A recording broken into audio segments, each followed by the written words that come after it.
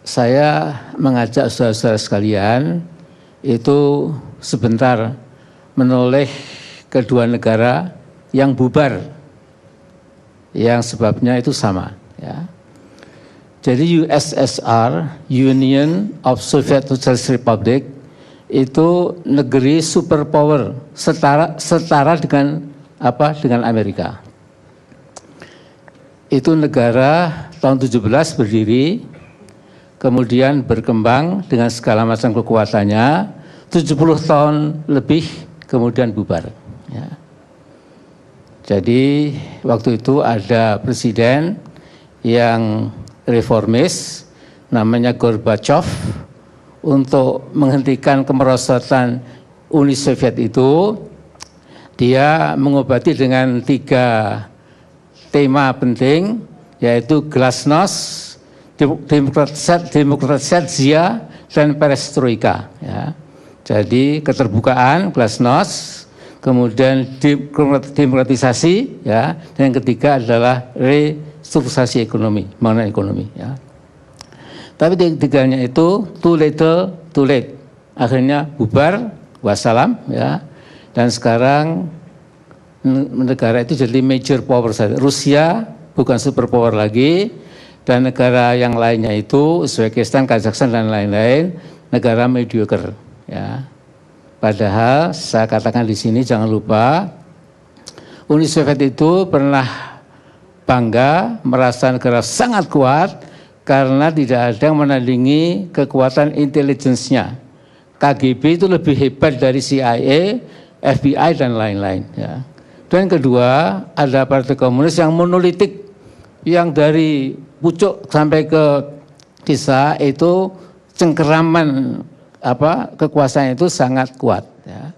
Kemudian dia punya tentara merah, ya, yang paling terbaik di Eropa, sehingga tentara Hitler dulu yang jadi juggernaut kereta besi militer mengalahkan semua negara tetangga, sampai di Rusia itu ambles kalah. Ya. Tapi lihatlah saudara-saudara, 70 tahun lebih sedikit itu bubar. Sampai sekarang sudah tinggal kenangan masa lalu. Ya. Lihat Yugoslavia. Yugoslavia itu negara Eropa Timur yang paling kuat dibandingkan Bulgaria, Hungaria, Cekoslovakia. Ini jauh lebih kokoh. Ekonominya paling kuat. Dia punya Joseph Tito yang juga karismatik. Ekonominya paling baik, militernya paling kuat. Kemudian innalillahi wa inna ilaihi raji'un. Wassalamualaikum. Bubar. Ya. Saudara-saudara, NKRI ini amat sangat rawan, jangan mengentengkan. Ya. Saya pernah diberitahu pimpinan TNI ketika saya jadi ketua MPR, Pak Amin, kalau ada gerakan separasi di satu provinsi saja, insya Allah TNI Polri masih bisa mengatasi. Kalau 2 provinsi separatismenya itu meledak, ya, ini maaf misalnya ya, GPM sama GAM, dua-duanya sepakat untuk berontak bersama-sama, itu bubar Pak. Indonesia ini bubar. Ya. Nah saya melihat dengan prihatin mengapa yang jadi lurah Indonesia sekarang ini seperti kurang paham masalah ini. Ya. Lihatlah 3 partai dipecah Mbak. Partai besar dipecah, yang kedua dipecah, yang ketiga ya dipecah gitu. Ya. Siapa yang memecah? Di dalamnya ada internal konflik, tapi ada siluman, ya, yang kemudian memecah. Ini berkeping-keping, ya.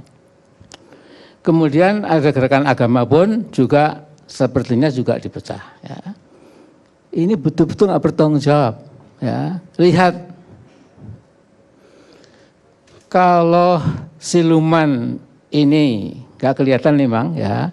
Kenyataannya kita sudah mulai pecah seperti ini, ditambah konflik agama yang amat sangat rawan, itu mungkin usia Republik ini bisa tidak jauh NKRI ini. Gitu ya. Nah, jadi saya ingin mengingatkan ya bahwa piramid kekuasaan itu yang di pucuk amat sangat penting. Ya. Jadi kalau pepatah Melayu, guru kencing berdiri, murid kencing berlari. Ya. Saya kira pemimpin juga sama. Kalau pemimpin kencing berdiri, rakyat kencing berlari. Ya. Memang ada joke, kalau pemimpin kencing berlari, rakyatnya katanya kencing buat tanggal 8, jadi lebih berliku-liku. Ya. Nah ini amat sangat penting dan kita racing against time, kita berlomba dengan waktu. Ya. Jadi ini betul Pak Wakapolri, ini bukan tanggung jawab Polri saja, bukan TNI, kita semua ya. Tapi tolong ya, kita perlu percontohan ya. Tolong nasional itu segera jangan sampai ada partai pecah malah mungkin disyukuri karena lemah. Partai lain pecah disyukuri karena lebih lemah supaya apa? Supaya mungkin the regime can lengthen his life ya. Ya saya pakai bahasa Inggris supaya nggak kental ya. Jadi Jadi ini saya kira poin yang sangat kita garis. Yang kedua.